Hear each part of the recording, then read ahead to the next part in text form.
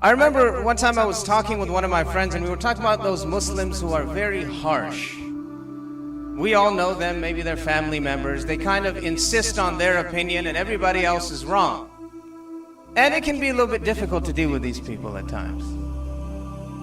And as this discussion was continuing, we're saying, yeah, sometimes people just need to relax, they need to realize how broad scholarship is, etc., etc.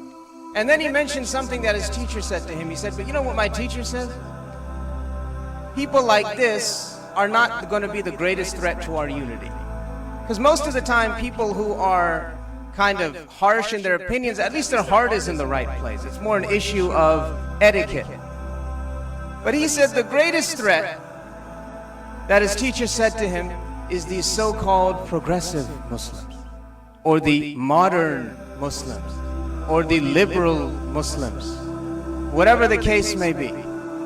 And this is what I'm going to address today, inshallah ta'ala. Now, let me make one thing very clear. When I say progressive or modern, that does not mean by default that's a bad thing in general. We want to be progressive in, for example, our infrastructures. In a lot of the Muslim world, they're not very modern in a lot of the things that they do. If you look at the streets, if you look how things are run. That's not what I'm talking about. We need to progress in technology. We need to progress in certain things without question. Otherwise, you're going backwards. But when it comes to the deen of Allah subhanahu wa ta'ala, there is no change in the fundamental principles and the fundamental beliefs that we have followed for 1400 some years. The guiding principles and certain things never change. You see, you have to work within a frame of rules. But for some reason, when it comes to what we claim to be the most important thing to us, our Islam, all of a sudden that goes out the window. And this is what a lot of these so-called progressives do. So when I say progressive or liberal, I mean it in the worst possible way.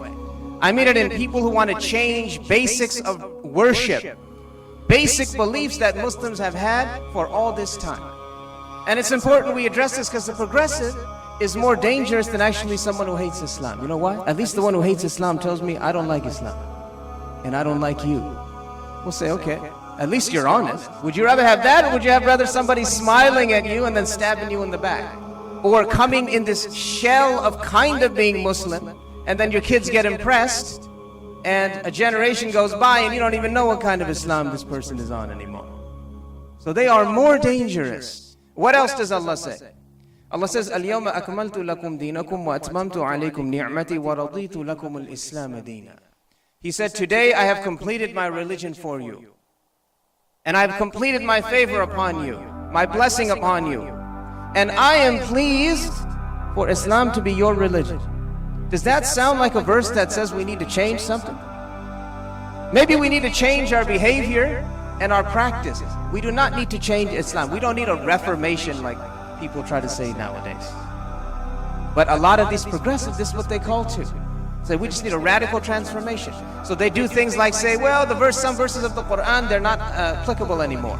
They were only for that time in Arabia. They don't matter anymore. And they will come with meanings and interpretations which have absolutely no basis, that a basic student would know is an unacceptable claim. You can't, where is that meaning coming from where they get with some of these verses? It's nowhere to be found. And this is what they're calling to. So they want to have a reformation, but Allah subhanahu wa ta'ala already said the religion is complete. So you can see the danger.